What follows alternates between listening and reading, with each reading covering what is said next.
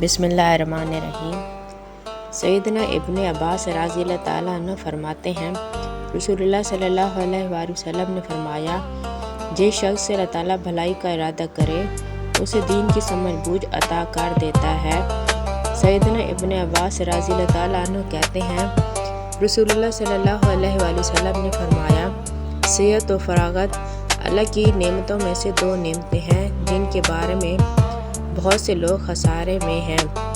سیدنا ابن عباس رضی اللہ تعالیٰ عنہ کہتے ہیں، نبی اکرم صلی اللہ علیہ وآلہ وسلم نے فرمایا، جو شخص لوگوں کی وہ بات سنے جسے وہ سنانا ناپسند کرتے ہوں، ان کے کان میں سیسا پگھلا کر ڈالا جائے گا۔